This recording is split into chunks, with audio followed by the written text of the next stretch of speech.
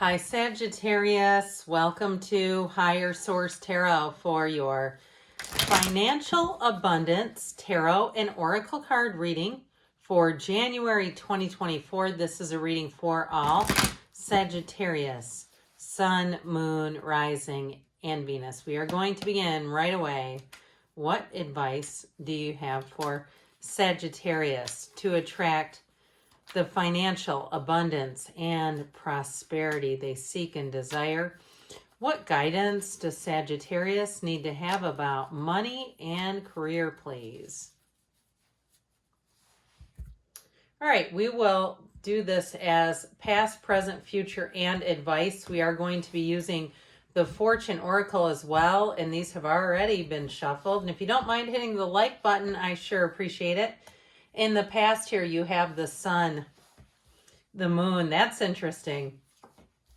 Judgment. That is very interesting to me. Because, okay, now I know this is an Oracle card, but it goes in order. The Moon, the Sun, and then Judgment in the Tarot. So there's something important there. In the present, you have Plane, the Nine of Swords, the Ace of Wands, and the Seven of Cups. A bit of indecision, but that's okay.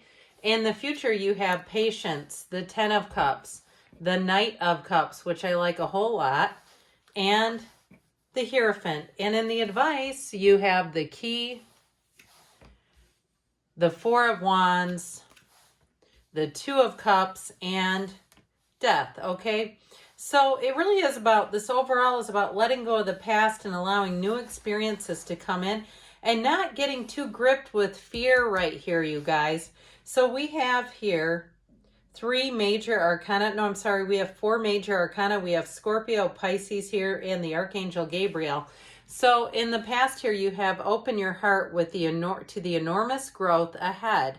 So it's all about finding a match. And I feel like you may have had something that happened with the energy of the Moon and Judgment, some sort of an announcement, or it feels like it's almost inside intel, some kind of information that, or even if it was just your intuition, where you said, you know, I just don't have a feeling about this, or you even started to get intuitive hits.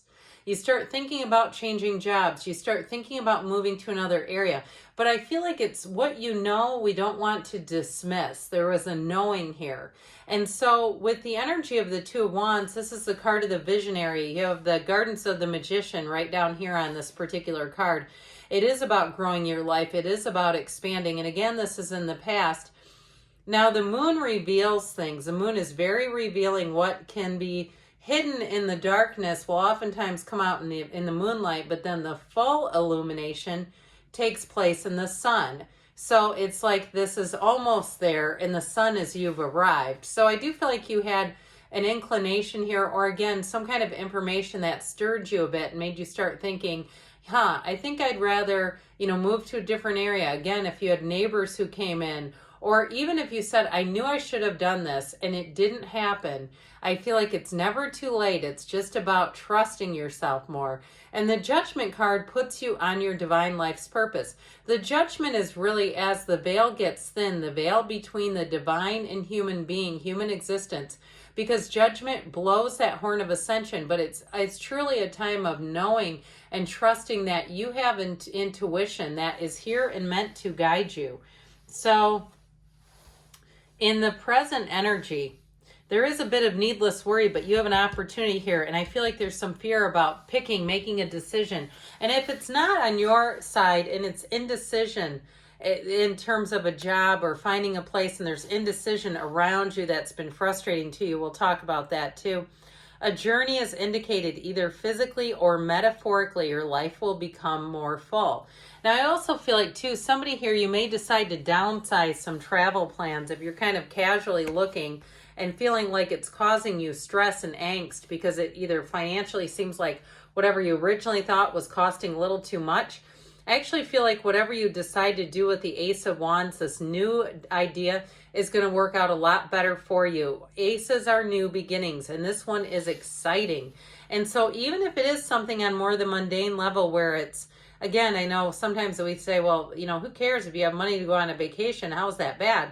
But I do feel like somebody here may have had some anxiety about overspending And so with that, that Seven of Wands has you doing more analysis. We just have to be careful not to get so caught up that we make no decision at all and miss this Ace of Wands fire. Now, I will tell you though, I mentioned if there's people around you like a job, or it's even in the housing market where you somehow lost a housing opportunity because they took the listing off the market, or something else happened where it was like it was even if you were waiting, if you were trying to make sure before you put in an offer and you ended up missing something. I do feel like with that Ace of Wands, it's going to keep you moving. It's going to keep giving you offers. So even if you keep kicking yourself and you're saying, oh my gosh, I can't believe I missed out on that, there's really no missed opportunity here. It really is just bringing in more. But they are saying not to stay in that Nine of Swords, Seven of Cups energy. Because the Seven of Cups is the daydreamer's torture. And this one, too much of this will do this, where it's keeping you up at night, where you're having a hard time just disconnecting after, if it was a housing search or even with a job, if they didn't make the offer. I feel like it's telling you it's time to go out and look for something else if you're waiting on an offer or waiting on an answer. I feel like they're pushing you towards more, that there's more out there for you, Sagittarius. So in the future energy, now we start off here with patience, and you see the sands of the hourglass just draining slowly. Slow down, change your attitude, and clear your mind. Because with this is not a clear head, right? And so we know what we attract when we're in a Nine of Swords state of mind. We attract a lot of chaos, a lot of noisy stuff. So it may even just be something that you temporarily address, where you clear your mind. You allow all that noisy stuff to calm down and evacuate. And know that too, a lot of times as human beings, we just observe the thought. It's just a thought. It's not even actually happening. But if we give it too much energy, we start to attract similar situations to that thought. And so in the future here, you've got a great new opportunity. But it does come with a little bit of this High Priestess knowing again. It's like, who needs to hear this? I feel like Spirit is just bonking someone over the head with their own intuition. It's the card of the psychic, but it's also information revealed. So you are going to have an opportunity to move forward. And the Ten of Cups is great. It's a homecoming. Everyone's happy. They're dancing. It's that rainbow after the storm. So what you thought was lost was not really lost. You found something else. You've been course corrected a bit. And if it is a job, I feel like you're going to be in a great workplace environment, wherever it is that you're headed into.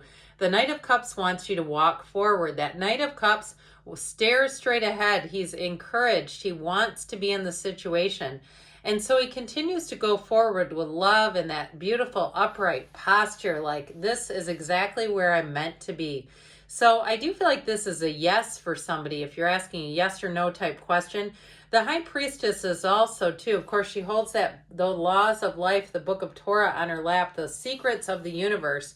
But she's also represents a new cycle coming in. So a new cycle that brings in information, and it does bring in a concrete answer. For somebody, you're going to be moving here with that Ten of Cups. That is a move, and it's going to be great.